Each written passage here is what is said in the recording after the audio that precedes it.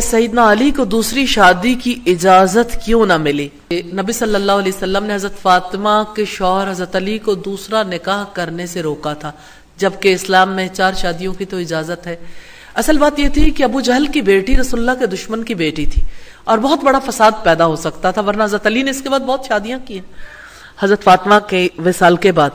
تو سیدنا علی کو اس شادی کی اجازت اس لیے نہیں ملی تھی، حدیث کے الفاظ نے خود وضاحت کر دی کہ آپ حرام کو حلال یا حلال کو حرام نہیں کہہ رہے تھے، بلکہ ابو جہل کی بیٹی جویریہ یا جمیلہ جو مسلمان تھی اس سے نکاح کرنا حلال تھا، لیکن آپ نے سیدہ فاطمہ کی غیرت کا خیال رکھتے ہوئے اور دین کی حفاظت کی خاطر سیدنا علی کو منع کیا تھا۔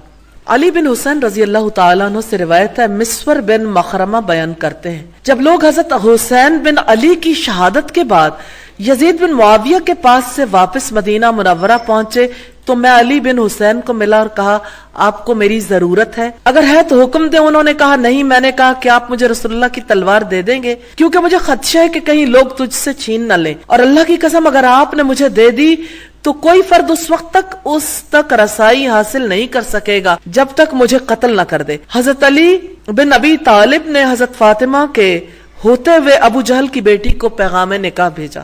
میں نے رسول اللہ سے سنا آپ اس مسئلے پر لوگوں سے خطاب کر رہے تھے اور میں اس وقت بالغ تھا۔ آپ نے فرمایا بے شک فاطمہ میرے جسم کا ٹکڑا ہے، میں ڈرتا ہوں کہ کہیں وہ دین کے معاملے میں کسی فتنے میں نہ جا پڑے۔ پھر آپ صلی اللہ علیہ وسلم نے اپنے داماد جو بنو عبد شمس قبیلے سے تھا اس کا تذکرہ کیا اور اس کی دامادی کی خوب تعریف کرتے ہوئے فرمایا اس نے مجھ سے جو گفتگو کی اسے سچا کر کے دکھایا، جو عہد و پیمان کیا اسے پورا کیا۔ یاد رہے میں نہ حلال کو حرام کرتا ہوں نہ حرام کو حلال، لیکن اتنی بات ضرور ہے کہ نبی کی بیٹی اور اللہ کے دشمن کی بیٹی ایک مقام پر یا ایک شوہر کے گھر میں کبھی جمع نہیں ہو سکتی۔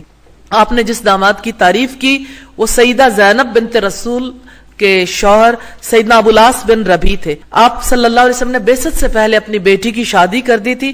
جنگ بدر کے موقع پر یہ قیدی بن کر آئے تھے تو آپ صلی اللہ علیہ وسلم نے انہیں فدیہ دے کر رہا کروایا تھا۔ سیدہ زینب کو مدینہ منورہ میں آپ کے پاس بھیج دیں گے، یہ شرط تھی جو ان کے لیے عائد کی گئی۔